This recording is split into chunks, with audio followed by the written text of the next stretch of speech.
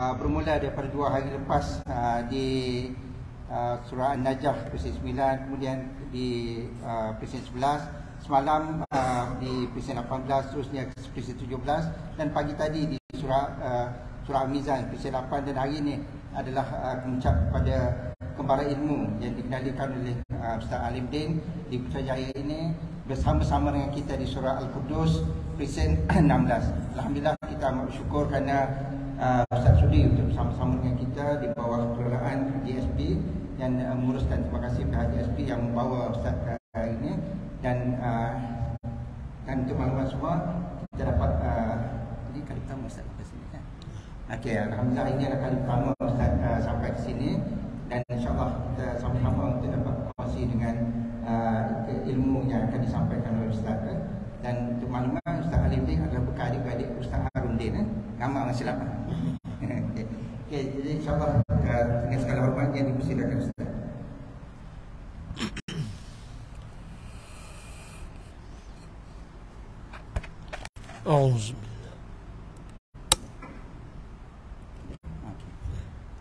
A'udzu billahi minasyaitonir rajim. Bismillahirrahmanirrahim. Assalamualaikum warahmatullahi wabarakatuh. Hamdan laka ya Allah, salatan wa salaman alaika ya Rasulullah, wa ya Habiballah, wa ya Khalilallah. Asyhadu annaka Rasulullah, annaka qad ballaghta ar-risalah wa adayta al-amanah wa nasahta al-ummah. In uridu ila al-islah ma istata'tu wa ma tawfiqi illa billah, alayhi tawakkal wa ilayhi unib.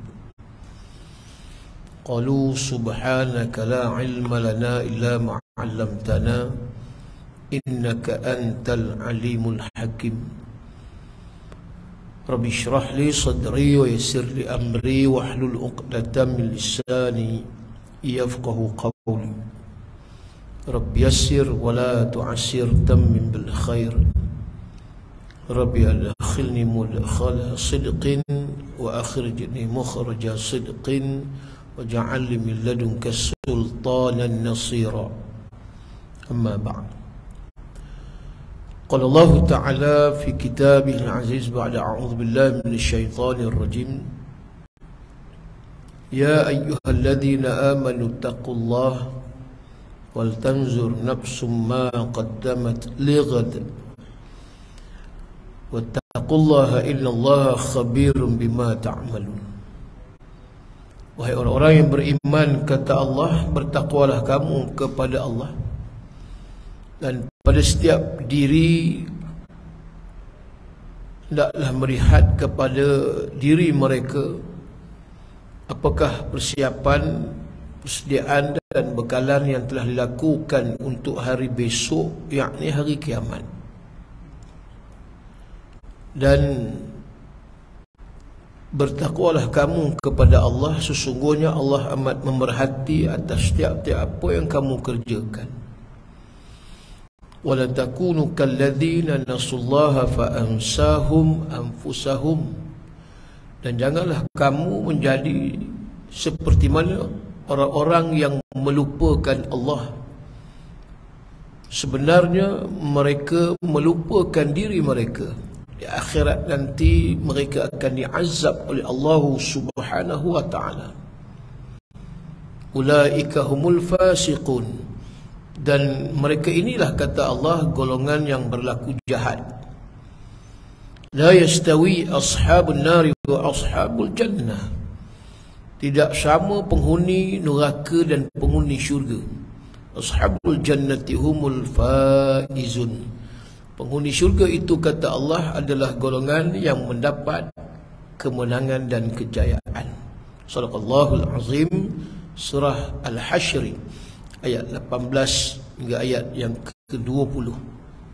Yang saya muliakan sahibul muhtaram, pengurusi majlis pada program malam ini, pengurusi surau Al-Qudus, Tuan Imam, Tuan Bilal, dan seluruh ahli dan kuasa pentadbir surau, tuan dan perempuan muslimin muslimat yang dirahmati lagi dikasihi sekalian. Alhamdulillah. Pertama-tamanya marilah kita memanjatkan rasa syukur kehadrat Allah pada malam yang mulia lagi berkat ini, di antara malam-malam 10 Zulhijjah, sebagaimana firman Allah dalam suratul Fajr, wal fajr walayalin ashr, demi waktu fajar dan juga demi malam-malam 10 yang dimaksudkan oleh jumhur ulama,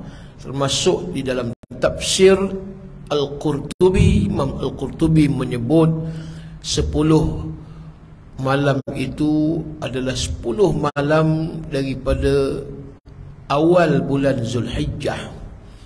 Walaupun ada juga ulama menyebut 10 malam itu ditafsirkan sebagai minal ashri awakhir min Ramadan, iaitu 10 malam terakhir bulan Ramadan. Ada juga ulama menafsirkan 10 malam layalin ashri itu adalah 10 malam awal bulan Muharram, 1 hingga 10 Muharram. Tapi jumhur ulama menyebut adalah 10 malam itu awal bulan Zulhijjah. Dan Imam Qurtubi menyebut malam itu termasuk pada hari siang, siang dan malam, malam dan siang. Jadi kita berada pada malam ini di antara 10 malam Zulhijjah. Ada kemuliaan dan ada kelebihannya. Dan antara 10 malam yang disukai oleh Allah bagi hamba-Nya beramal. Dalam hadis menyebut perbanyakkan tahlil, takbir, tasbih dan juga zikrullah, apa sahaja yang disebut sebagai mengingati Allah Subhanahu wa taala. Ini pertama kali yang saya rasa sampai ke sini kot, Putrajaya ni. Alhamdulillah, surau pun cantik, lawa, damai, rasa tenang aja nampak. Orang pun tenang-tenang nampak ni, kan? Alhamdulillah, kehadiran pun nampak ramai malam ni, tak kurang 2,000 ada nampak. Masuk jin dengan malaikat, insya-Allah mudahanlah yang ada bersama dengan kita malam ni. Iyalah, kita ni sekarang berada di akhir zaman. Zaman yang orang dilihat banyak melakukan perkara-perkara yang bertentangan dengan syariat. Ini yang disebut oleh Nabi, disifatkan sebagai zaman wa yazharul fitan, zaman yang terserlah fitnah, yakni ujian. Yang disebut fitnah ni ujian. Sebab itu Nabi pernah menyebut la yudrikni zaman wala tudriku zamanan. La yudrikni zaman, aku tidak mau, kalau boleh tak mau duduk di zaman ni. Wala tudriku zaman. Wahai sahabat, sama juga, jangan kamu duduk pada zaman ni, zaman yang cukup dahsyat ujiannya. Bukan mudah, bukan senang. Sebab itu Nabi pernah bersabda, alaikum bisunnati wa sunnatil khulafa'ir rasyidin al-mahdiyyin addu alaiha bin nawajiz.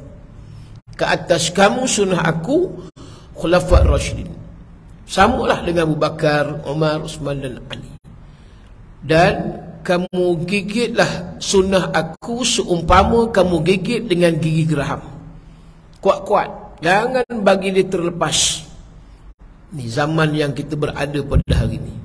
Kan senang tuan-tuan nak hadir kuliah majlis ilmu. Tak jauh, dekat je dengan Alamanda ni.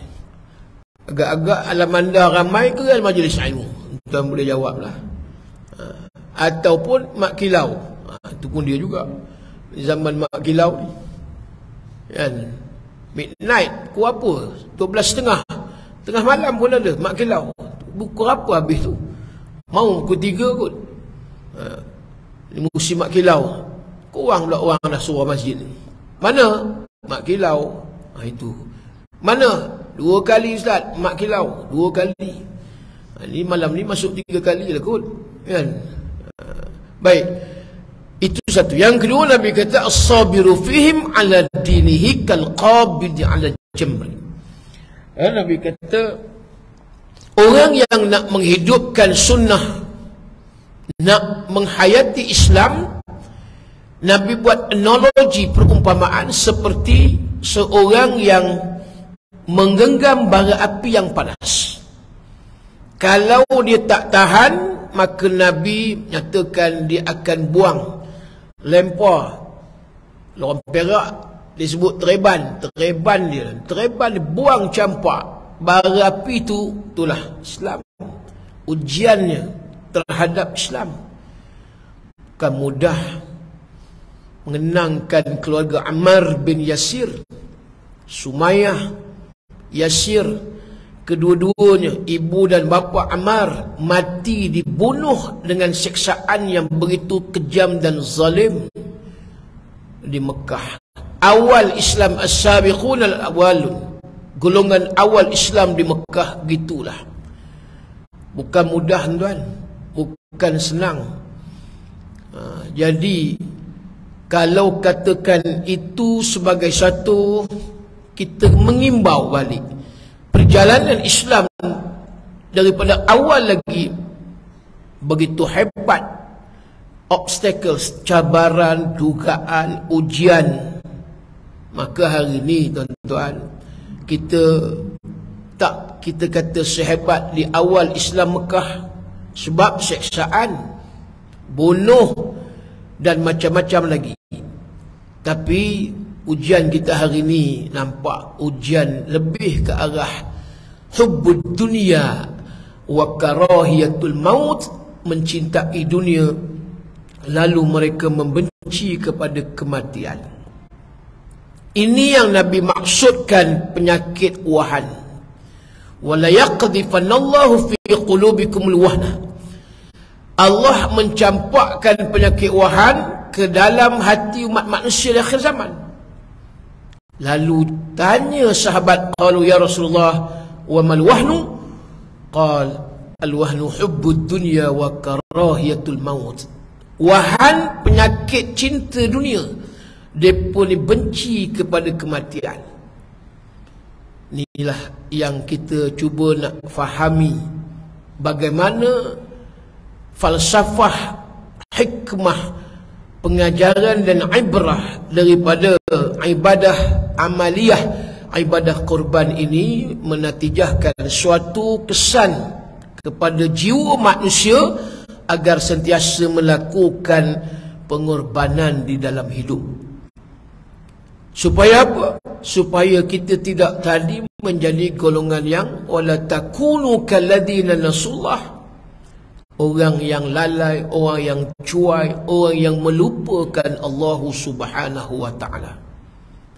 Amaran Allah, wa man a'rada an dzikri fa inna lahu ma'isyatan dhanka wa nahsyuruhu yaumal qiyamati a'ma. Barang siapa yang berpaling daripada peringatan kami, mereka tak peduli tentang peraturan, tentang undang-undang syariatnya, perintahnya, dan begitu juga perkara yang perlu dijauhi, larangannya. Yang haram tetap haram, halal tetap halal. Maka mereka ini berpaling daripada Allah. Lalu kata Allah, hidup mereka dongka. Ulama tafsir menyebut dongka yang pertama adalah kesempitan hidup di dunia, sengsara, derita. Dengan maksud yang lain, mereka ni hidup tapi tak ada keberkatan. Allah, hidup kalau tak ada berkat tuan-tuan, tengoklah macam mana hidup. Duit, gaji banyak, besar, tapi tak cukup bangun. Umur ada tetapi tak dipenuhi dengan umurnya itu sesuatu yang boleh dimanfaatkan, dan nak jadikan umur itu sebagai satu amalan. Menurut Ibn Qayyim Al-Jauzi, umur itu adalah amalan. Amalan itu adalah kehidupan. Dia tak dapat terjemahkan. Umur itu apa tujuan aku dikurniakan oleh Allah, iaitu suatu hayat. Maksud hayat, hidup. Apa dia makna hidup? Maka kalau dia tidak mengambil suatu jalan panduan, pedoman daripada Quran, inna hadzal Quran yahdi lillati hiya aqwam, kata Allah. Quran itu petunjuk, hudan, bagi orang yang nak jalan yang lurus. Maka apa yang berlaku? Sudah tentu kontradiksi, mereka akan bertentangan, melawan. Mereka tak peduli tadi dengan hukum hakam, perintah Allah mereka tak peduli. Jadi Allah bagi amaran dongka, ma'isyatan dongka, hidup mereka derita dunia, sempit dunia, berkat hilang dan sebagainya. Yang kedua, kata ulama, dongka itu ialah kesempitan hidup nanti di alam kubur. Ini nak cerita alam barzakh. Kita tak tahu tuan-tuan bagaimana nasib kita di dalam kubur. Itu yang Nabi suruh kita, jangan lupa sebelum tidur bacalah suratul mulk, surah al-mulk. Tabarakalladzi biyadihil mulk wa huwa ala kulli syai'in qadir, alladzi khalaqal mauta wal hayata liyabluwakum ayyukum ahsanu amala wa huwal azizul ghafur. Ila akhir 30 ayat. Agak-agak berapa minit, agak-agak 30 ayat ni kalau kita baca dalam keadaan yang kata tidaklah laju sangat, tidaklah perlahan sangat, lebih kurang dalam 4 minit je. 4 minit tuan-tuan. Merokok pun dekat 10 minit. Menung balik. Kita mengetih agak-agak berapa minit, mengetih. Tapi kalau tak ada kawan, kalau ada kawan mau 2 jam tak rasa pun. Main golf, cuba tanya golfer, pemain golf. Saya kuliah di Masjid At-Taqwa, Taman Tun Dr. Ismail, Kelompok. 8 tahun saya mengajar, 2 kitab. Ya, ada satu datuk tu saja dia share kongsi, Ustaz, tahu tak Ustaz, main golf ni Ustaz berapa jam? Tak tahu tu, saya tak pernah main. Kayu golf tak pernah pegang. Datuk kata, Ustaz, 18 lubang 4 jam. Ambil masa nak selesaikan main golf tu 18 lubang. Nanti jap tu, kenapa 18? Kenapa tak digenap 20? Memang 18 je Ustaz. Itu 2 lubang hidung tu masuk je lah, sumbat dengan bola golf tu. Tu nak cerita main golf tuan-tuan.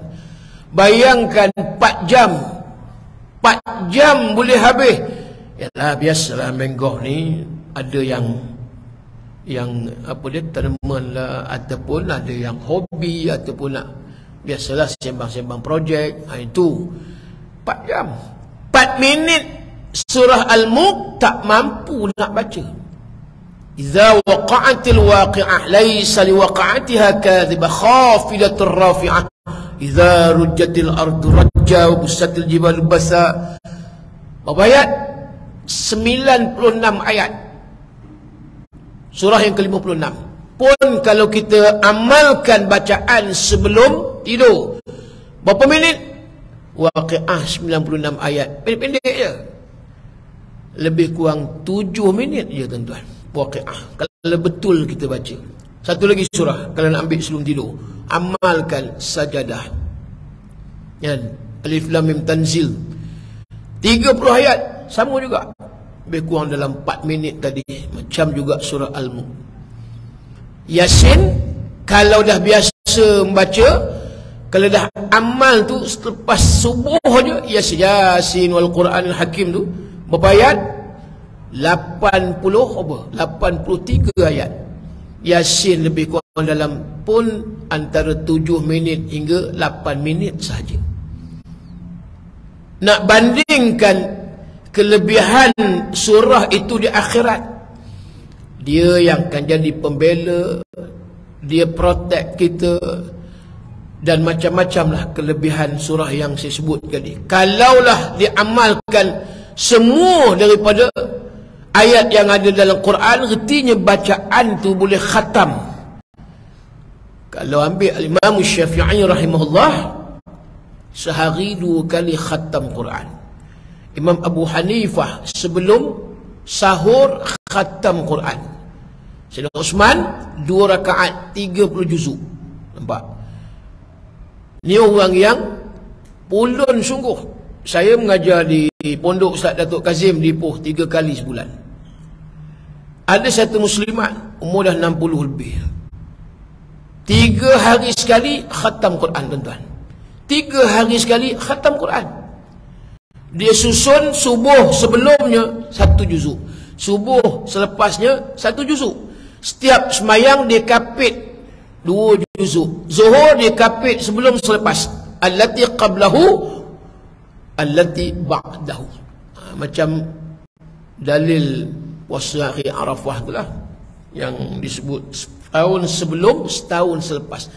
Dikapitnya sebelum, selepas 5 waktu 2 juzuk setiap waktu. Maknanya 1 hari 10 juzuk, 2 hari 20 juzuk, 3 hari 30 juzuk. Orang tua dah, tuan-tuan, muslimat, ibu sekalian, umur lebih 60 dah, tapi gagahnya. Nampak? Ni yang saya nak maksudkan, orang yang ada melakukan pengorbanan.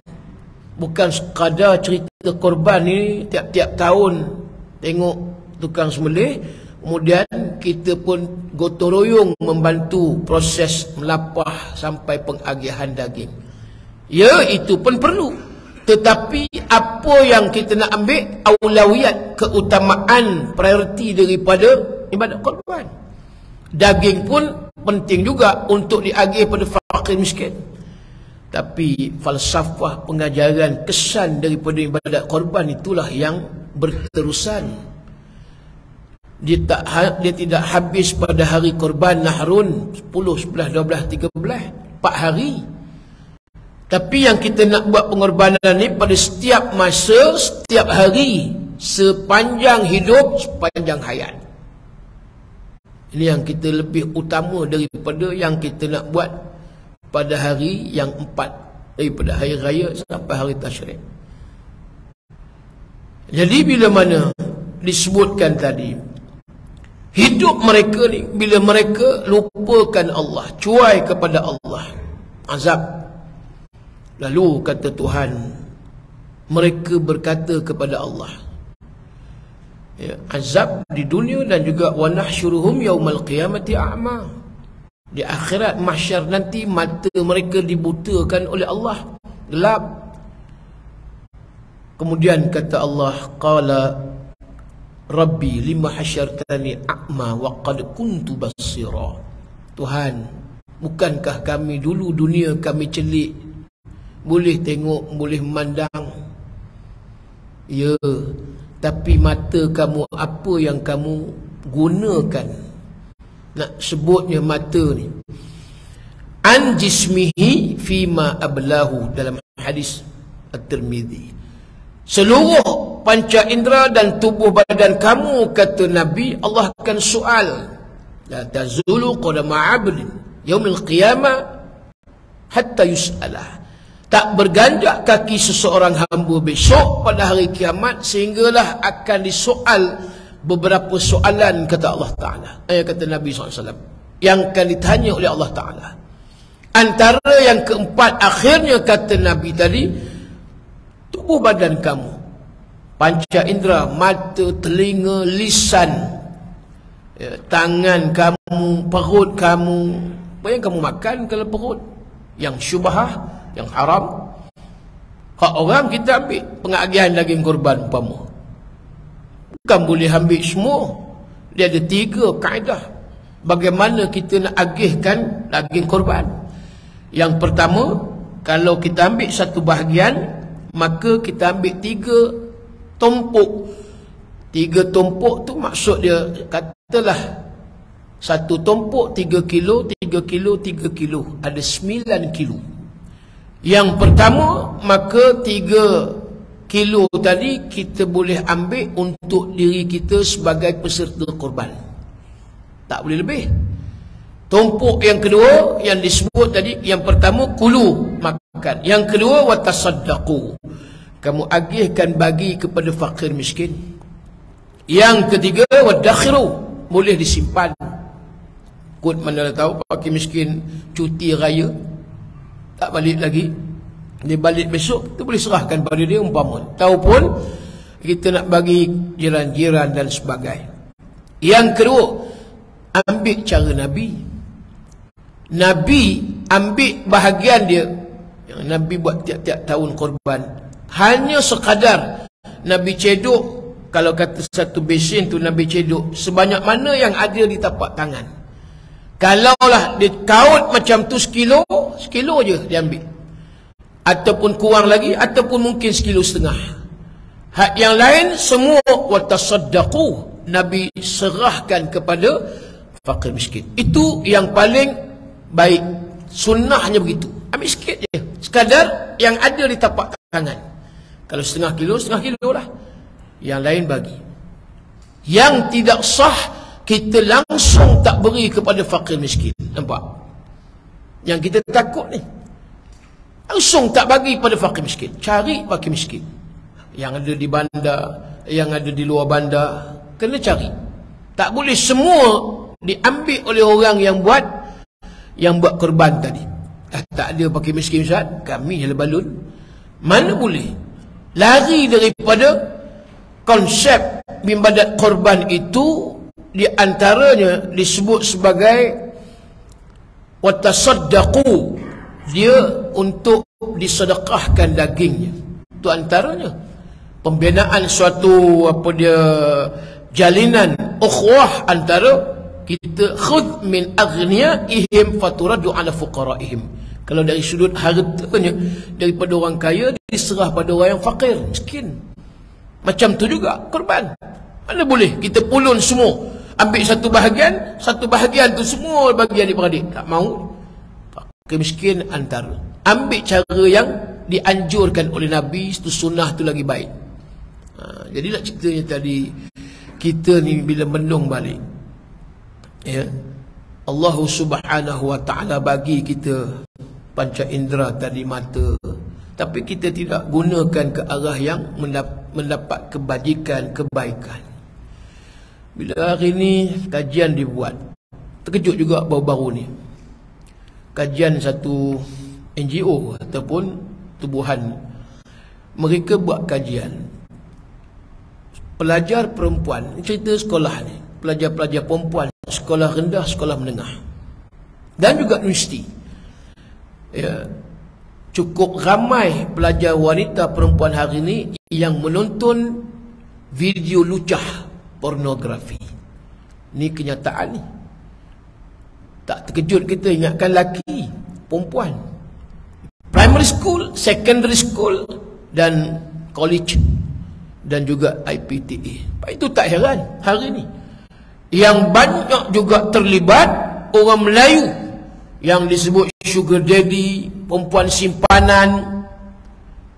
Yalah, maklumlah kita duduk di bandar, nak hidup macam orang bandar lah. Nak handphone bukan main-main, nak iPhone Pro Max umpama 10, 11, 12, bukan main. Tak ayam tak main lah, barang opocut umpama je lah kan? Handphone opocut. Kemudian apa lagi? Samsung kilah. Kadang yang tak ada jenama apa benda, dia nak yang iPhone hari ni mahal. Kemudian bila mana kenderaan Grab tahulah tuan-tuan. Semalam saya daripada Shah Alam saja, malas nak bawa kereta, nak pergi Sogo beli barang sikit, berapa puluh ringgit, RM40 tuan-tuan. Tu sekali pergi, balik RM80. Kalau tak ada duit agak-agak mampu naik Grab tuan-tuan, sana ke sini. Pelajar ada scholarship, ada lah, tak apa. Kalau tak ada, yang ni lah, ni pengaruh kawan-kawan. Jom, ke mana? Ikut aku. Kamu nak duit tak? Nak. Okey, jalankan tugas. Tu je. Nampak? Jalankan tugas. Bukan sikit. Sekali tidur 2,000, 3,000, 4,000. Sekali tidur, bang, I nak Pro Max iPhone 1, berapa? 7,000. Okey. Contohlah ini contoh tuan. Ini berlaku hari ni. Dalam diam-diam macam ni lah keadaan yang berlaku.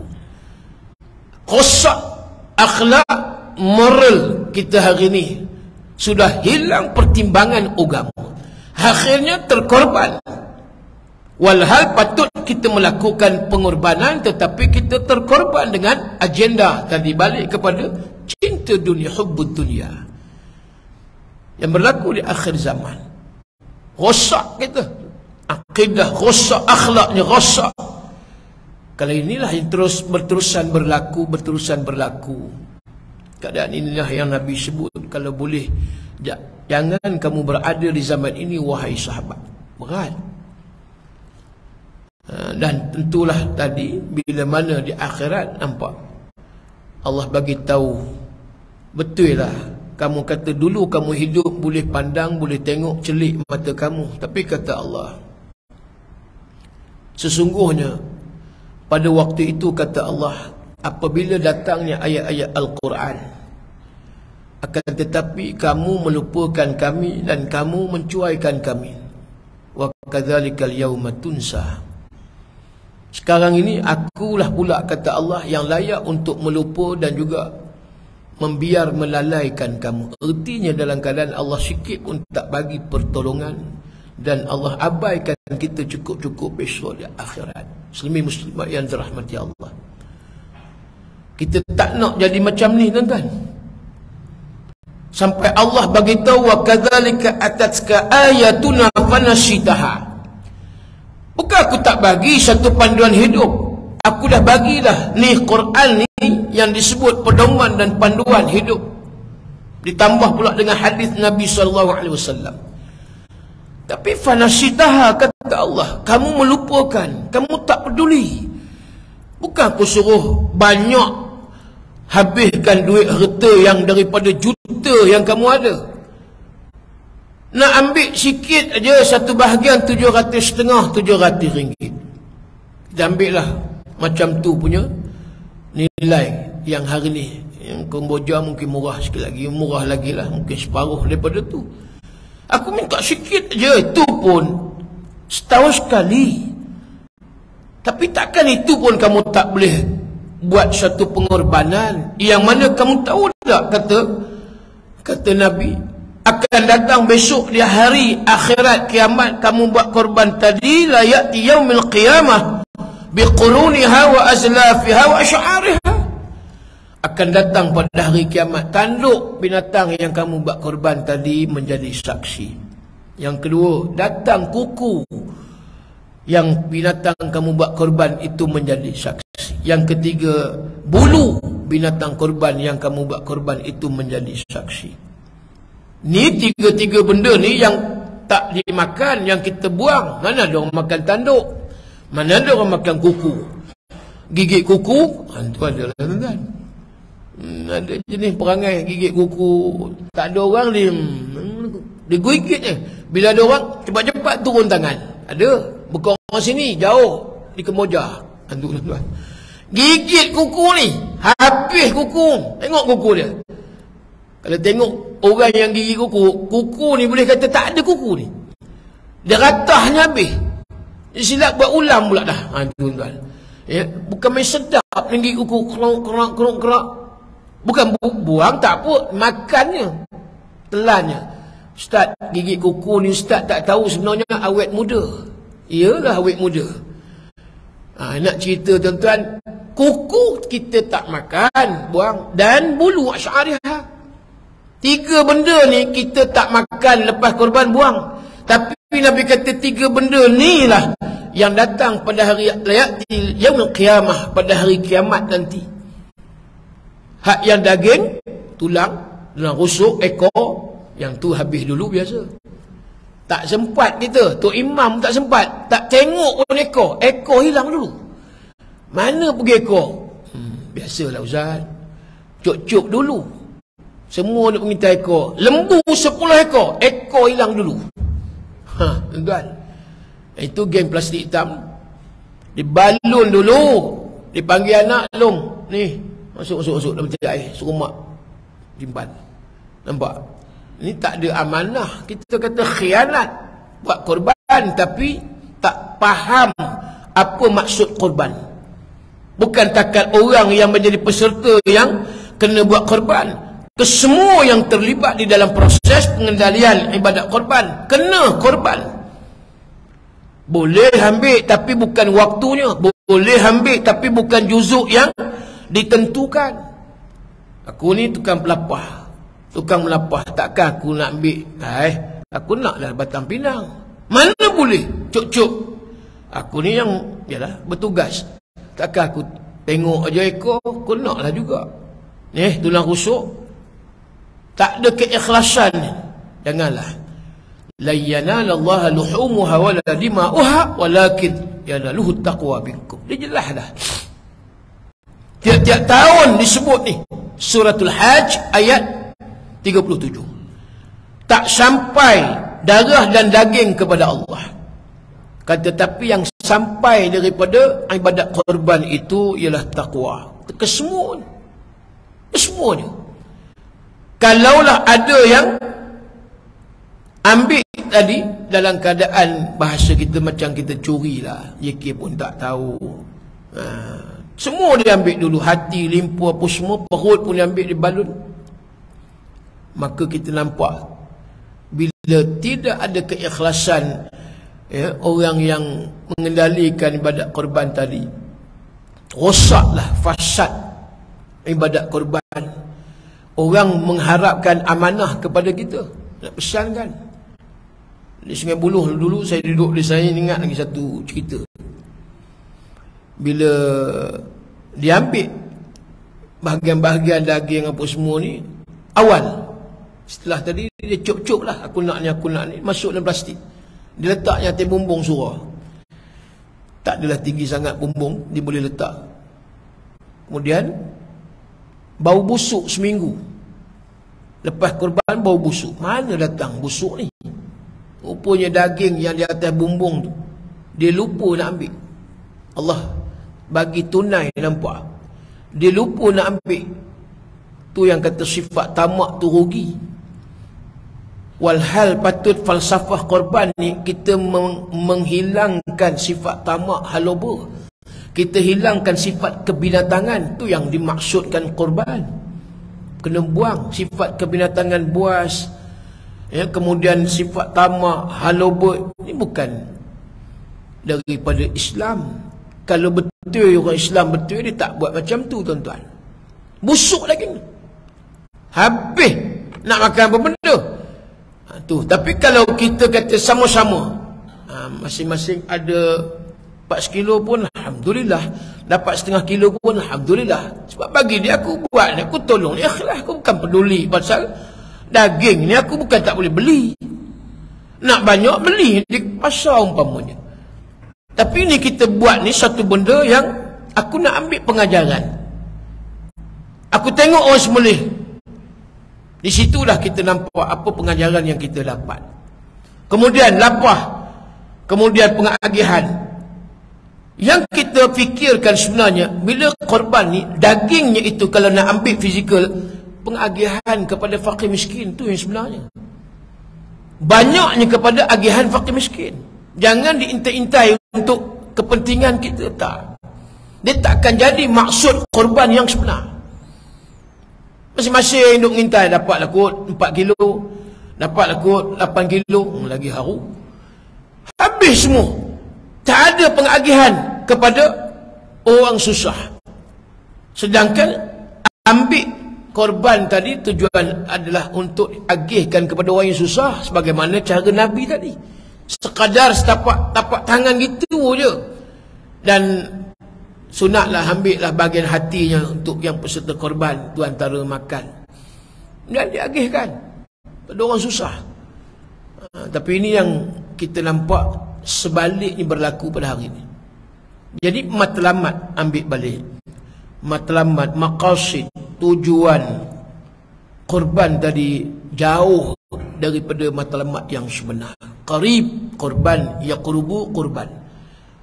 Korban sepatutnya ambil maksud apa tujuan? Untuk aku mendekatkan diri kepada Allah Subhanahu wa taala. Fasalli li rabbika wanhar. Semayanglah kepada Tuhanmu dan wanhar, laksanakanlah sembelihan korban. Bila Nahrun ni hari yang disebut hari raya. Afdalnya sembilan korban adalah pada hari raya pertama 10 Zulhijjah. Nabi buat 10 Zulhijjah. Tapi sebab mungkin banyak lembu, 20 ekor, dia ingatkan bunyi apa tadi, takut ke bom ke apa meletup surau ni tuan-tuan. Dan ambil 11, 12 dan 13 3 hari. Kalau banyak sangat. Tapi jangan kata kami memang dah sepakat AJK nak buat hari yang kedua Ustaz, raya. Maknanya AJK pun tak mengaji tu. Afdalnya hari pertama. Ya, korban ni afdalnya 4 hari boleh buat kalau disebut menyembelih. Tapi kalau nak pilih hari pertama tu yang Nabi buat. 11, 12, 13 tu boleh buat, tapi ambil yang afdalnya hari pertama. Jangan pilih hari kami pakat tahun ni, pakat semua nak buat pada hari tasyrik yang akhir 13 Zulhijjah. Afdalnya 10 Zulhijjah. Kalau boleh 10 ekor hari pertama. Kalau tak mampu lain ceritalah. Tukang sembelih tak ramai. Jadi nak melapah pun tak ada orang, kami buat pada 3 hari lah. 11, 12, 13. Dan kalau nak buat 10 tu, ambil 10, 11, 12 dan 13. Kita nak kena maklum, maksudnya kena faham ya, macam mana pelaksanaan ibadat korban. Macam juga pergi haji, mana boleh buat haji tak belajar. Ini yang pergi furada. Furada tak payah daftar tabung haji kan. Dia boleh pergi macam tu, dia duit banyak. Package 53,000, 60,000, 70,000. Walaupun furada, jangan buat pasal kalau kita tak belajar apa makna, apa dia maknanya yang disebut haji ifrad umpama. Apa dia haji tamattu? Apa dia haji qiran? Balik-balik haji, orang tanya haji buat apa baru ni di Mekah, haji apa? Orang tanya tu haji apa, jenis haji. Dia jawab dia, saya buat Ustaz haji mabrur. Tuan-tuan, tu ni contoh jahil tuan. Tu kata walaupun hang ni banyak duit, tapi kalau hang tak mengaji tentang haji, ibadat haji, rosak. Orang tanya bukan haji mabrur tak mabrur ni Allah yang menentu. Aku tanya hang ni, hang buat haji ifrad, qiran, tamattu. Taklah aku buat haji mabrur. Tak faham, nampak? Bukan sikit macam ni punya orang, tuan-tuan. Banyak. Sampai Nabi kata apa dia? La taqumu sa'ah hatta, tidak berlaku kiamat. Sehinggalah pada waktu itu kata Rasulullah, ya haj, apa dia Nabi kata? Orang yang buat haji pada waktu itu disebut yahuju aghniya ummati linuzhah. Itu hadis dia. Ya, mereka melakukan umrah dan haji orang yang ada duit ni, aghniya tadi. Tetapi linuzhah ni maksud dia melancung. Bukan buat haji umrah. Seronok-seronok tengok apa dia Zam-Zam Tower, Clock Tower Mekah, kemudian apa lagi lah, saja nak makan nasi unta, hashi, mat'am hashi di Jabal Nur, kaki bukit Gua Hira tu. Kemudian nak pergi ke Mina saja melancong gitu. Soalan begitu kata Rasulullah. Akhir zaman puasa sama juga. Apa Nabi kata? Datang pada satu zaman ya'ti 'ala nasi zamanun, Nabi kata kami shaimi laisa lahu min siyamihi illa al-ju' wal 'atash. Akan datang pada satu zaman kami shaimin. Berapa ramai orang yang berpuasa. Tetapi Nabi kata tak dapat apa-apa pada puasa mereka melainkan min ju' wal 'atash. Ju' wal 'atash, lapar dan dahaga. Itu je yang dia dapat. Semayang pun gitu juga. Ya, jangan nasi zamanun yusallu wa la yusallun. Dia semayang tapi sebenarnya tak semayang kata Rasulullah. Tak penat kita. Semayang tapi tak semayang. Sebab punca kenapa? Kita tidak mendahului dengan ilmu. Ini yang kata ilmu ni penting.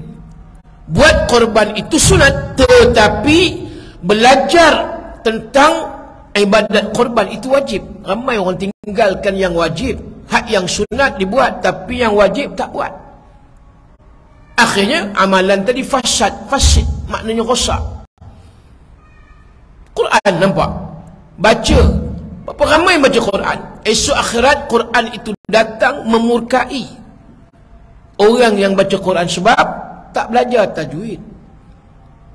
Habis Quran dilanggar hukum tajwid. Iqlab pun dia tak tahu apa benda, mat tabi'i pun tak tahu, yang dia tahu mak rempit. Yang tu tak jenuh. Mak arid disukun dia tak tahu apa benda. Kemudian sifat apa dia panggil lagi, disebut istitalahnya. Kemudian nun mati syaddah ni berapa harkat itu. Belajar. Berapa ramai? Ada yang boleh jadi imam, tapi itulah yang ada pada waktu itu standard. Ada hadis menunjukkan akhir zaman, tanda-tanda nak kiamat. Tak ada orang nak jadi imam nanti. Susah. Kalau ada pun susah. Yang kualiti betul-betul ni payah. Bolehlah dia baca Quran, tapi makhraj bagaimana? Nak sebut zal, zal tak boleh sebut zal, jadi zal. Nak sebut sa tak boleh jadi sin juga, sa dia tak sebut sa. Alhaakumut takatsur inna a'tainakal kautsar. Allazi dia tak sebut allazi, allaziz. Yang ni jiranton lajina ngam-ngam. Tu lagi lah tuan-tuan, sampai ngam-ngam tuan-tuan. Tu nak kata macam mana jadi imam. Bilal pun susah dah. Kampung pun tengoklah. Ya Allah, kita dengar baru ni Ramadan, Tarawih. Tu yang ada nak buat macam mana? Cara kampung. Cara kampung. Ayat mabud, ayat maujud, ayat kutu abadah. Apa kutu abadah? Nampak? Nak sebut betul-betul dah tak ada dah. Kadang-kadang bunyi lebih kurang. Kita pun makmum macam tu juga. Allahumma shalli ala Muhammad. Jawab malih. Apa benda malih-malih rupi ni? Ada lagi Allahumma shalli ala Sayyidina Muhammad. Jom balik. Sudah kan? Mana sallallahu alaihi wasallam? Tak ada. Sallallahu alaihi wasallam dah tak ada dah. Jom balik. Adik kuih. Itu lagi seronok kuih. Akhir zaman ni main-main je. Tu yang kata awal penuh akhir. Nampak? Pertengahan. Kalau dah bunyi selawat pun main-main macam tu. Semayang main-main. Ramadan pun main-main. Bukan dijadikan sebagai bulan pesta ibadah.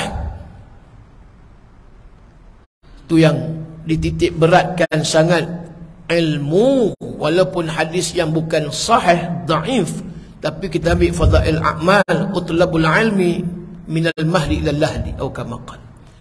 Tuntun ilmu daripada buayan sampai liang lahat. Talabul ilmi faridatun ala kull muslimin wal muslimat. Walaupun bukan hadis sahih, tapi kita ambil kelebihan. Menuntun ilmu itu faridah, fardu ni compulsory, wajib. Nampak? Yarfa'illahu alladhina amanu minkum walladhina utu ilma darajah. Diangkat orang yang beriman dan orang yang berilmu dengan beberapa darjat. Ini Allah yang perintah kita supaya kita mengaji, belajar. Ya, hari ini umat Islam kita itulah.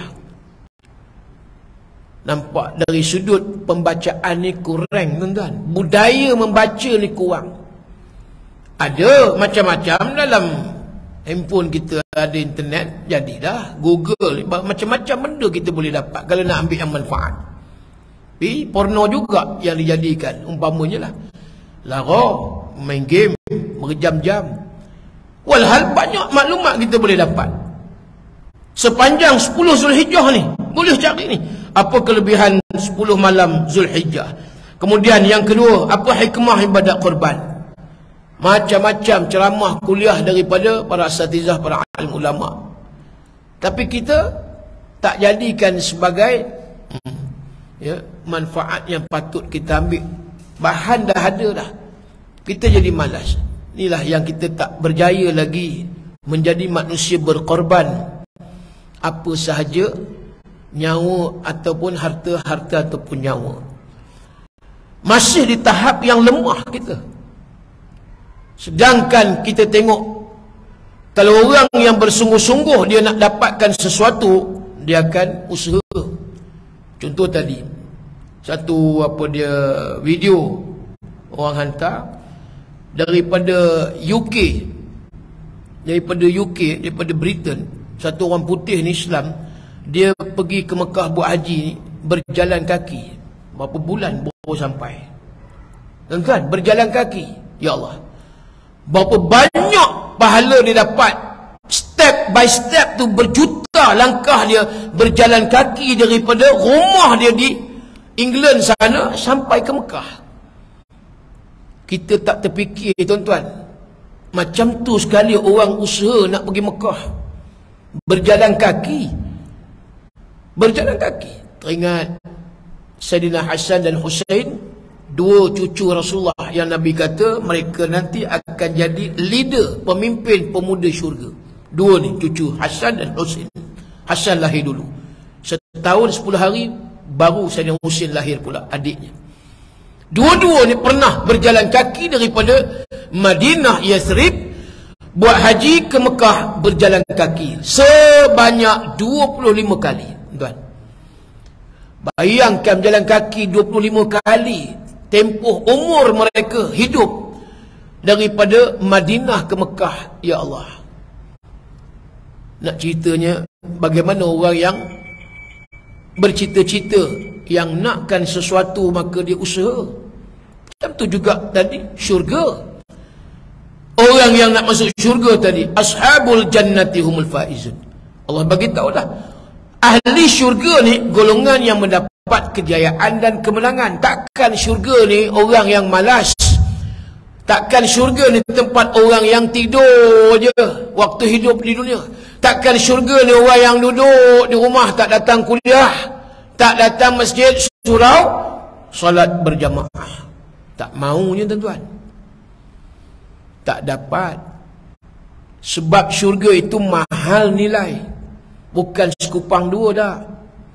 Allah pilih daripada kalangan manusia ni yang benar-benar layak untuk masuk ke syurga, bukan jenis orang ahlu maksiat ataupun asi, pelaku maksiat. Tak.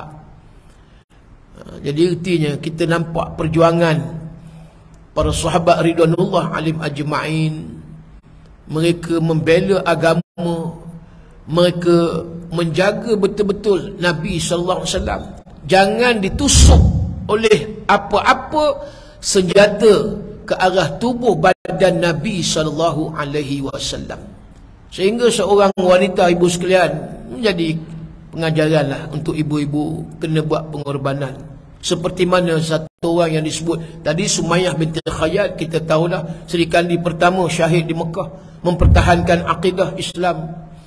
Samirah binti Qais, satu orang yang menawarkan kepada Rasulullah, "Ya Rasulullah, aku nak berada di medan perang ya Rasulullah, bukan di belakang. Aku nak duduk di frontliner, nak duduk di bahagian hadapan untuk menjadi perisai junnah." Junnah ni perisai, benteng. Dan kalau sekiranya musuh menghalakan muncung senjatanya, maka aku yang kena dulu, aku yang kebah. Tetapi kamu tidak. Nampak perempuan ni nak bela Nabi, tuan. Maka Nabi kata, "Wahai Samirah, kamu perempuan ada tugas-tugas khas. Tak boleh duduk di depan. Orang lelaki yang layak." "Baik, tak apalah kalau gitu ya Rasulullah. Aku ada dua anak lelaki yang berlainan bapa. Yang pertama Nu'man bin Abdul Amr, dan yang kedua Salim bin Al-Harith. Dua orang anak lelaki aku ni aku nak jadikan sebagai galang ganti, aku duduk di depan." Okey, Nabi kata tak ada masalah. Yang lelaki okey.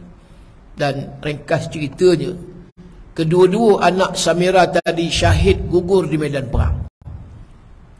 Apa kata Samirah? "Di mana Rasulullah? Adakah Rasulullah masih hidup?" Jawab sahabat, "Ya, bawa aku jumpa dengan Rasulullah." Jumpa Rasulullah. "Ya Rasulullah, derita aku, kesedihan aku, kekecewaan aku hilang bila aku melihat engkau masih lagi hidup ya Rasulullah." Allahu Akbar, tuan-tuan. Yang kata perjuangan ni, Setiap perjuangan memerlukan pengorbanan. Sanggup dia mempertahankan Nabi, nampak? Walaupun mati anak dia tak apa, jangan Rasulullah mati. Tu hebat sahabat, sahabiah yang wanitanya. Mereka tak mau diri Nabi itu mati, tapi biar diri mereka yang mati terlebih dahulu, mempertahankan Rasulullah. Hari ini bila agama Islam kita, Allah dan Rasul diinjak, dipijak, dihina oleh mereka yang menghina Allah. Dulu warga negara Denmark, Switzerland dan yang lain lah, ya, Belanda, Kurt Westergaard dan juga yang lain. Satanic Verses tu apa nama dia? Yang India, daripada India, yang hina Islam. Buku di Satanic Verses apa dia? Ya? Salman Rushdie. Mana dia? Katanya mereka yang apa dia protect dia, tak tahulah. Dia lari ke US sampai sekarang hidup lagi katanya.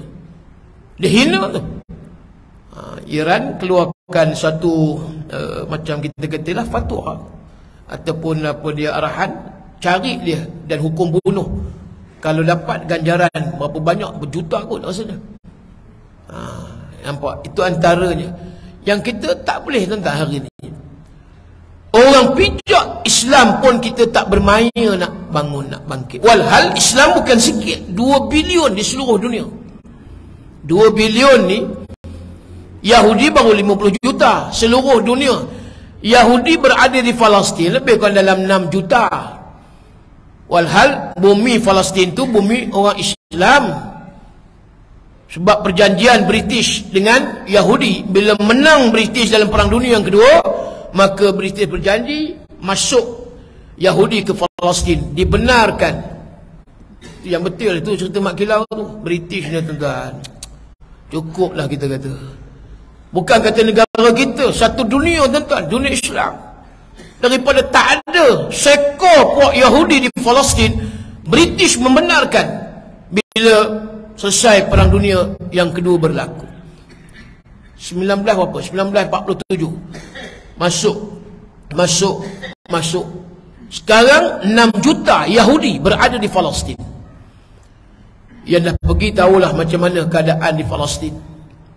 Dengan dibananya tembok berapa tinggi tu, lebih 10 meter.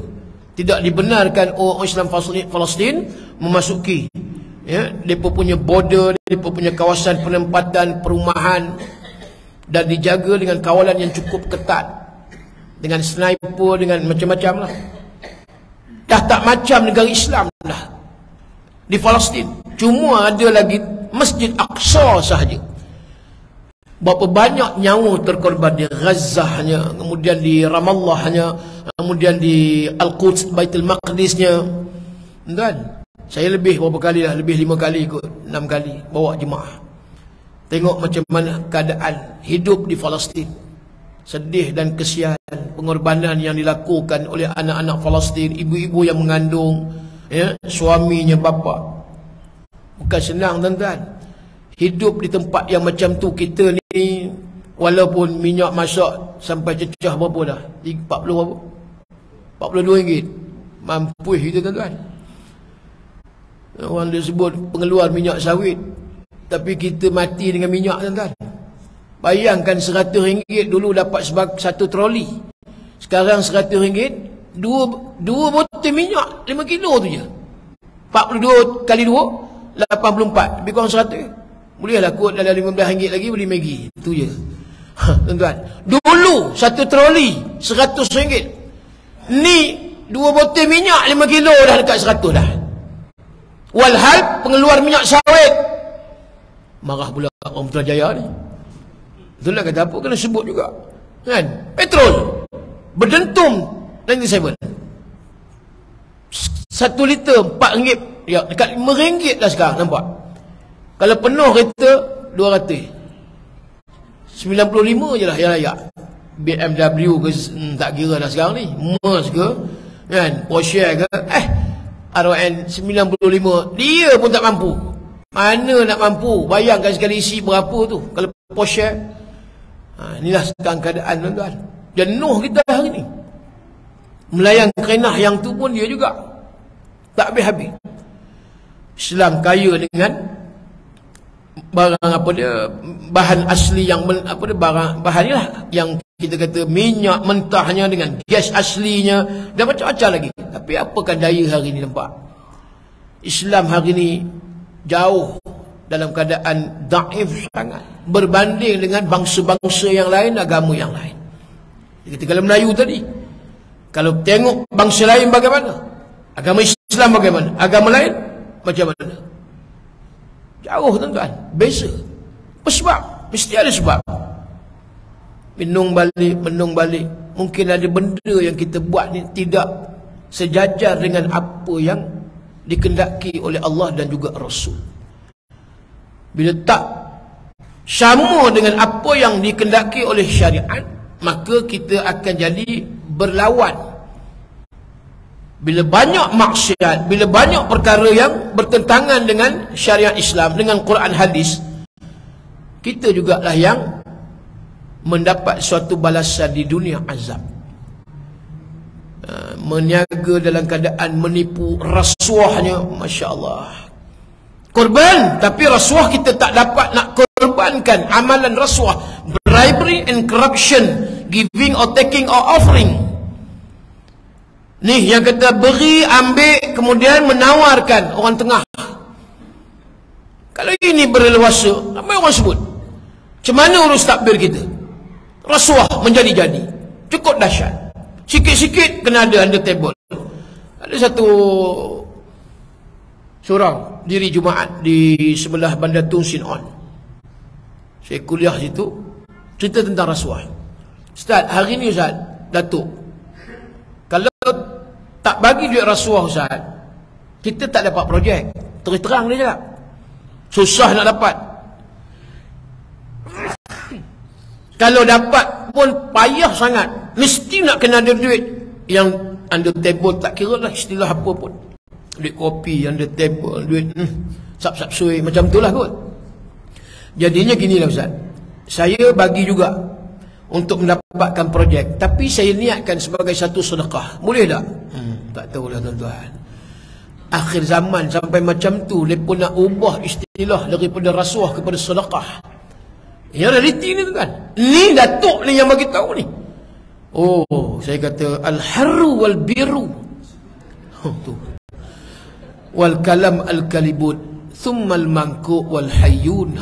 Tu. Dapatlah tuan-tuan, dapat. Haru biru, kelang kabut, memang mangkuk ayun sungguhlah. Mana boleh kita tukarkan yang halal menjadi haram, haram menjadi halal? Tak boleh. Jangan main tuan-tuan, mengubah ayat Quran yang disebut innal halal bayyinun, innal haram bayyinun, wa bainahuma umur mushtabihat. Itu hadis. Artinya halal clear, haram clear, dan di antara halal dan haram di tengah-tengahnya itu ada syubhah. Faman ittaqa syubhah faqad istabra'a li dinihi wa 'irdihi. Maksud dia, kalau orang yang takutkan kepada yang syubhat, dia tak nak ambil, dibuang.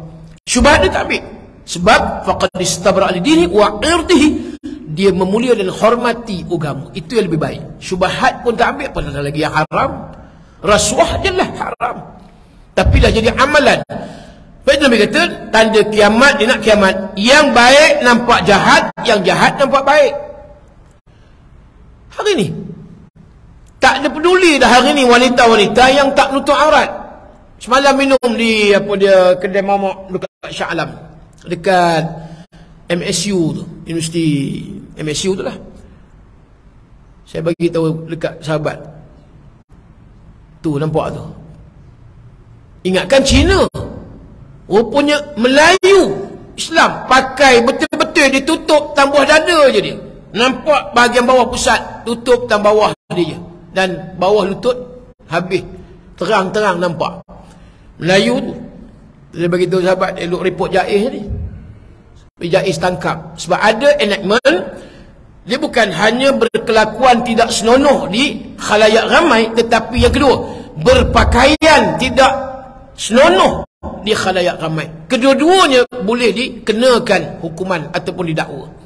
Tapi kena report. Pengat kuasa datang, pergi jenuh lah pengat kuasa datang. Mau selori, tak cukup selori.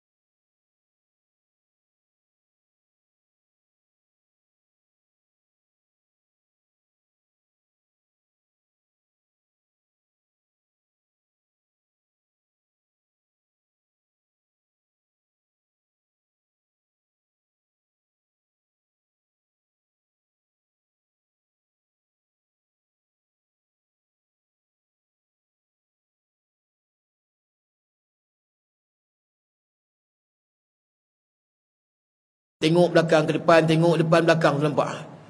Ada juga datang kan. Kadang-kadang semayang, ialah umur 6 tahun, 7 tahun. Dia masuk saf. Elok mula-mula Fatihah, habis Fatihah, noleh belakang pula. Tengok cari bapak pula dah. Kemudian dia lari keluar, masuk balik. Tak apa, biarkan. Biar dia ajar. Maknanya, dia maulah tu. Jangan kita jerekah dia. Ni apa dia lari-lari ni?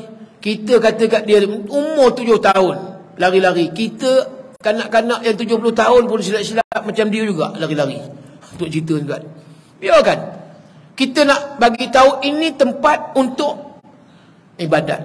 Untuk menghubungkan diri dengan Allah Subhanahu wa taala. Biarkan. Sebab tak ramai dah kita nampak sekarang ni anak-anak muda boleh duduk nak mengorbankan syababaka qabla haramik. Ada 5 tu, ya. Kita sebutlah hadis ni, irtanim khamsan qabla khamsin. Rebut 5 sebelum datang 5. Boleh juga diterjemahkan kena korban 5 perkara sebelum datang 5 perkara. Korban yang pertama, syababaka qabla haramik. Korbankan waktu muda sebelum datangnya waktu tu. Korban. Biarlah orang kata orang tua pun tak apa. Mana masjid? Macam orang tua. Pada dia yang kata macam orang tua, muda ni bukan duduk di masjid tempat. Waktu usia muda ni duduk di mana? Non. Stylo kita kata, trendy. Di mana? Kedai-kedai bistronya, ya, kemudian kafe, Starbucks. Ni muda. Yang ni. Kalau duduk di masjid, ini tua. Korbankan syabab yang disebutkan syabab. Waktu muda kamu sebelum datang tu. Yang kedua, yang disebut warinaka qabla faqrik. Kaya kamu sebelum kamu jadi orang yang fakir. Korbankan waktu kaya. Sedekahnya, korban tadilah, ibadat korbannya tiap-tiap tahun buat, kemudian zakat bayar, infak, wakaf, korban. Yang ketiga disebut lagi apa dia? Wasihhataka qabla saqamik. Sihat ni korbankan. Tengah waktu sihat ni lah nak bangun tahajud umpama. Sihat ni lah boleh berjalan kaki ke masjid umpama. Sihat ni lah kita boleh puasa, nampak. Puasa sunat hari Arafah. Yang disebut siyam yaum Arafah. Inni ahtasibu ila Allah an yukaffiru sanah allati qablahu was sanata allati ba'dahu atau kama qala. Hadis sahih. Nabi kata puasalah kamu dengan puasa sunat hari Arafah. Bila? 9 Zulhijjah. Nak ikut Saudi. Saudi pada kita 8 tanggalnya. Hari bulan mereka wukuf. Tapi jangan ikut Saudi. Kita ambil hari kita 9 Zulhijjah. Ya, memang tak sama dengan Saudi. Kenapa? Pahala puasa hari Arafah sehari je. Nabi kata, mudah-mudahan aku mengharapkan dosa-dosa dihapuskan. Yang pertama, allati qablahu ni maksud setahun. Apa dia dosa digugurkan oleh Allah sebelum. Dan yang kedua, wasannata allati ba'dahu. Setahun pula dosa digugurkan kemudian daripada puasa. Makna satu hari 2 tahun punya dosa digugurkan oleh Allah. Sihat, puasa kita. Korbankan waktu sihat. Yang keempat, wa faraghaka qabla syughlik. Kamu korbankan waktu lapang kamu. Jangan fikir lapang aku nak melepak rehat. Tak salah lah berehat, tapi ambil. Boleh zikir-zikir sambil berehat. Sambil-sambil je. Dah 300 istighfar. Dalam kereta sambil-sambil bawa. Astaghfirullahalazim, astagfirullahalazim. Dapat 300. 300 tahlil.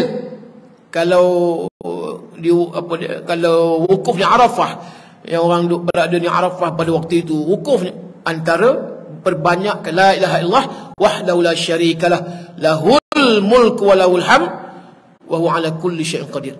Itu antara perbanyakkan la ilaha illallah wahdahu la syarikalah. Kan? Sebab kita labbaik Allahumma labbaik labbaik la syarika lak labbaik innal hamda wan ni'mata lak wal la syarikalah. Aku ni mengaku ataupun aku ni tak mau jadi orang yang melakukan syirik. So perbanyakkan tu la ilaha illallah wahdahu la syarikalah. Boleh je sambil-sambil bawa kereta selesai 300 tahlil. Sambil-sambil bawa kereta tu mandu habis 300 kali. Bahkan boleh 1000 kali selawat pun boleh.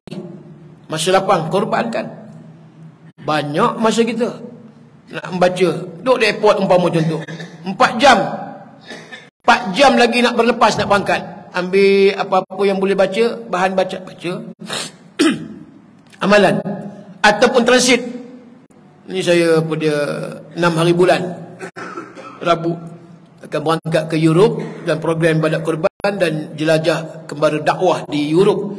Bukan tabligh Malam ada orang tanya, ustaz tabligh ke? Tak, saya bukan tabligh, saya kata. Memang ada program lebih 10 tahun dah. Ya, saya ada NGO dan juga kadang-kadang tu tak NGO pun. Kita pergi kembara dakwah di sana. Adalah kita link dengan sahabat kita di sana. Keluarga angkat saya ada di Belanda. Ya, 3 tahun lepas pun jemputan khutbah Jumaat di Masjid Rotterdam, di Masjid Baitur Rahman. Alhamdulillah tahun ni insya-Allah khutbah hari raya di kedutaan Malaysia di Belanda dekat The Hague. So insya-Allah berlepas berangkat hari 6 hari bulan naik Emirates flight daripada KL transit ke pada Dubai 10 jam. Nak cerita ni 10 jam ni kan banyak masa tu. Kan takkan menung tengok oh ni Dubai bukan boleh keluar pun. Malam masa tu tengok 12 malam baru sampai Dubai. Nak keluar boleh tapi apa yang ada orang tidur lah. Contoh apa yang kita buat? Kalau boleh ambil benda-benda yang boleh kita manfaatkan.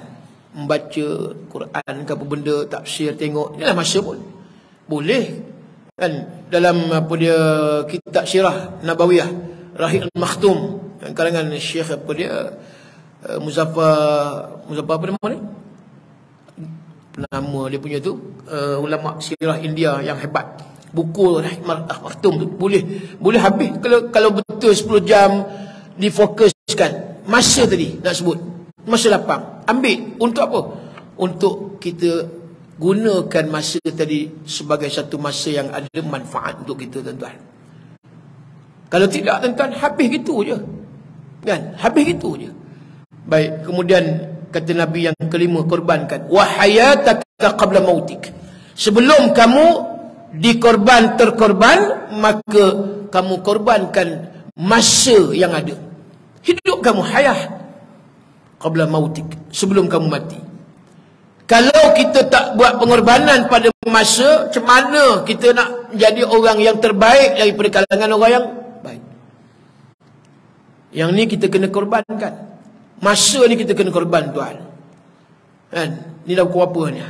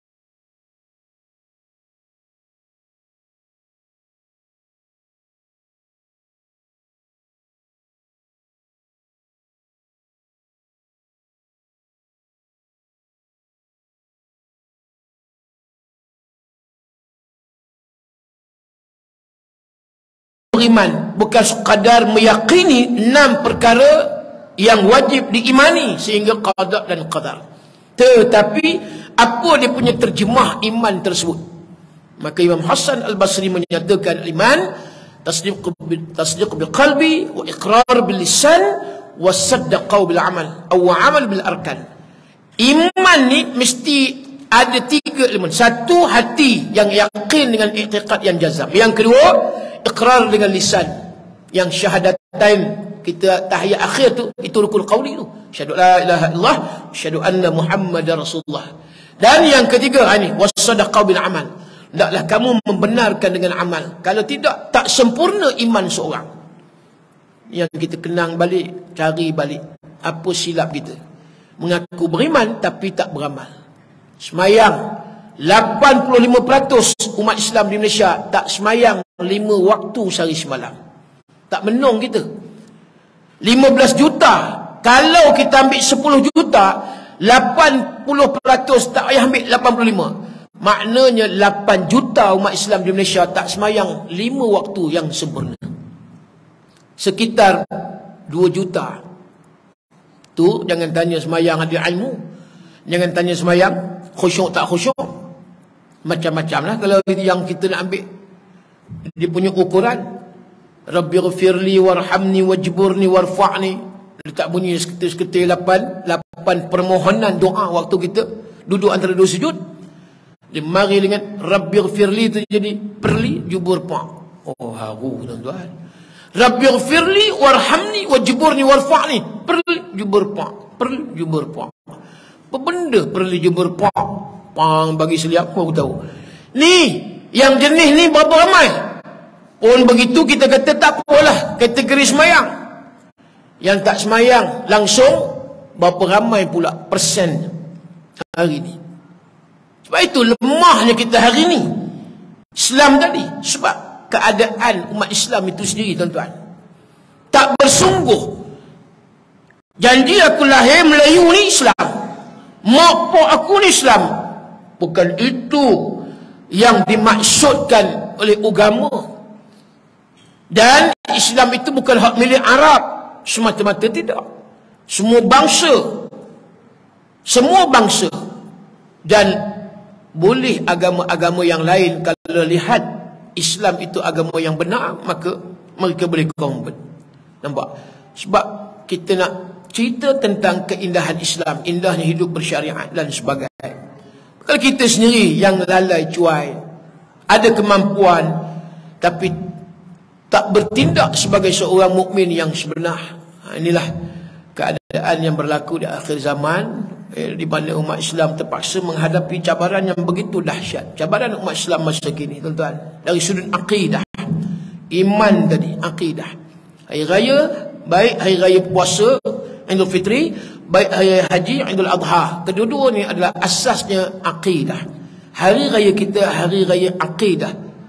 Walitukabbirullaha ala ma hadakum wa la'allakum tashkurun. Ya, maksudnya hendaklah kamu membesarkan Allah di atas petunjuk yang telah Allah berikan kepada kamu. Mudah-mudahan kamu menjadi golongan yang bersyukur, kata Allah. Itu di antara maksud raya. 2 raya tadi. Takbir tadi. Cuma adalah pemisahan antara takbir mursal mutlak ataupun takbir muqayyad. Itu kena belajarlah tuan. Maksud takbir raya, takbir mursal ataupun takbir mutlak tadi dengan takbir muqayyad. Raya haji ada 2 takbir, mursal mutlak dan juga muqayyad. Idul Fitri takbir mursal, dia tak ada muqayyad. Apa benda tu? Itu kalau sekiranya hari raya haji tertakluk kepada waktu-waktu solat.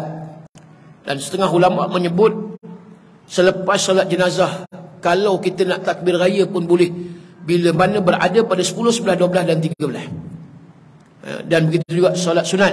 Selepas solat sunat, duha, boleh kita takbir raya. Fardu tu memanglah, ya, itu takbir muqayyad. Kalau takbir mutlak, itu bermula malam raya sampailah pada pagi raya. Semayang solat sunat Idul Fitri, stop, habis dah.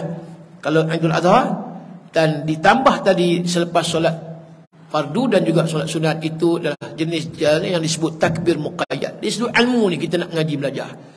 Sebab nanti orang tak tahu bila start takbir, dan bila hari penamat takbir.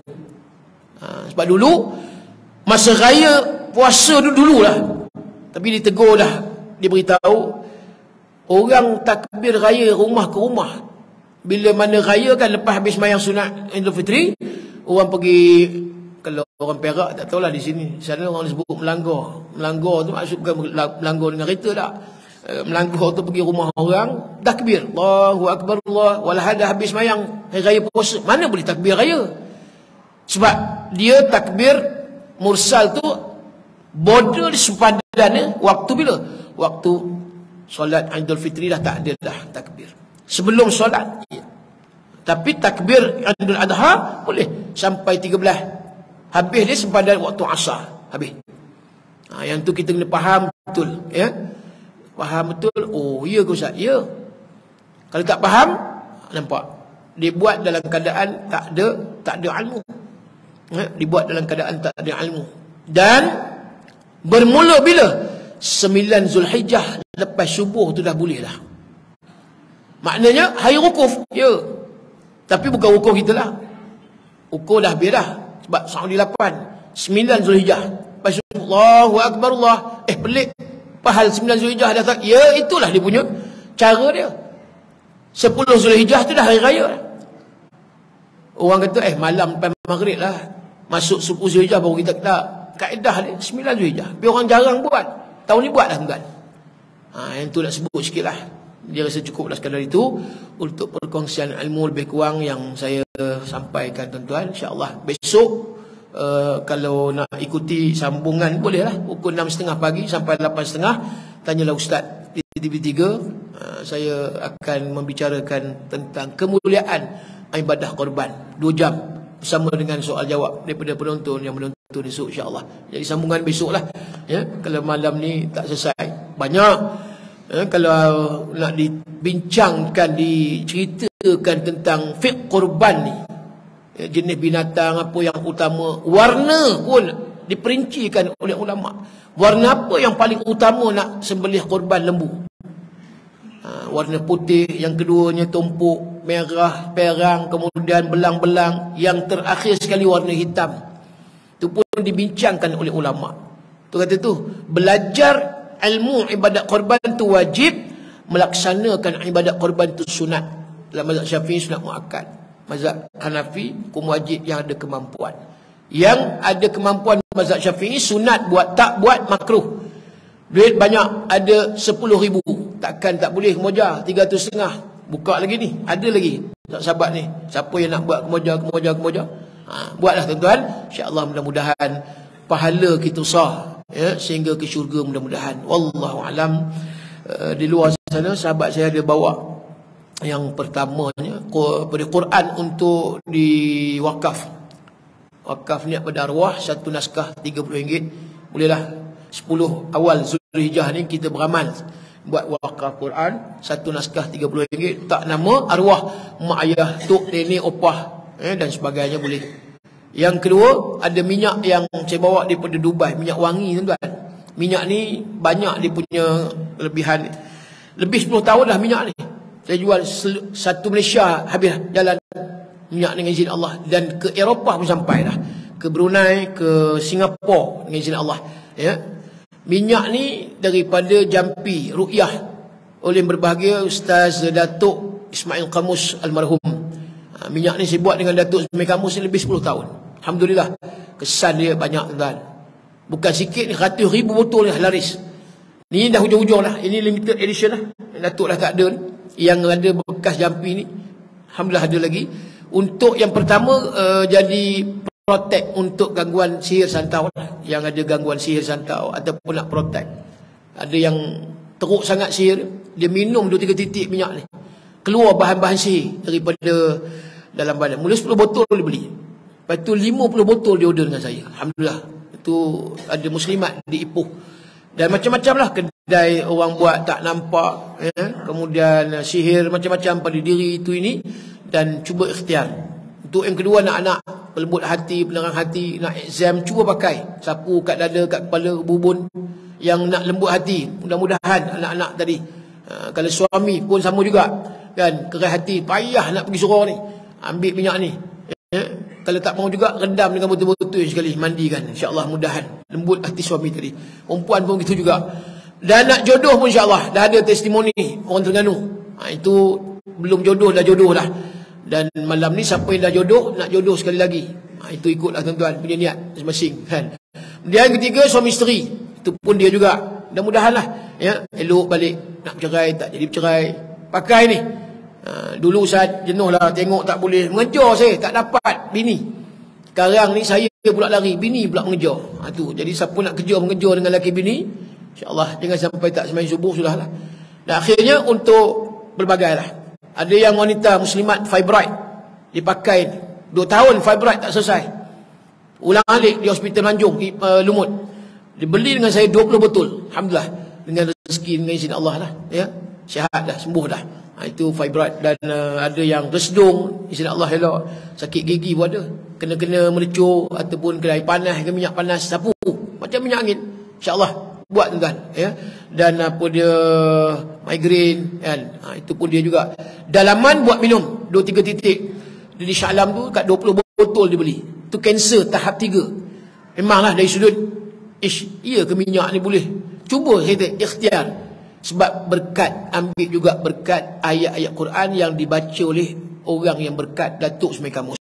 Itu saya kata tadi. Cuba ikhtiar. Di Negeri Sembilan tak boleh cakap anak ni, disapu oleh alhamdulillah anak autisma. Elok dah tak agresif lah. Itu yang ada anak autisma, mandikan minyak ni. Jadi pelbagai guna lah ya. Jangan beli 2 botol turun ni Adi. Boleh mungkin 20 botol. Mungkin insya-Allah mudah-mudahan beli banyak. Ada sikit lagi tu. Siapa yang nak sebotol 30 promosi, 2 botol 54, 4 botol 100 insya-Allah tuan di luar sana. Dan yang ketiga, ada saya buat tabung untuk dana operasi sekolah tahfiz saya di Ipoh, Mak Tahfiz Al-Khalidiyah Mata. Siapa yang nak donate, yang nak menyumbang, nak sedekah dan juga nak bayar zakat sebahagian pun boleh masuk dalam tabung tersebut, ada di luar sana tu. InsyaAllah mudah-mudahan tuan-tuan kesemuanya diberi ganjaran oleh Allah Subhanahu wa taala. Aqul qawli hadza astaghfirullahal azim li wa lakum. Wassalamualaikum warahmatullahi wabarakatuh. Radina billahi rabba bil islam dina wa bi Muhammadin nabiyyan wa rasulah. Allahumma inna nas'aluka 'ilman nafi'an wa 'amalan mutaqabbalan wa rizqan wasi'an, shifaan min kulli da'.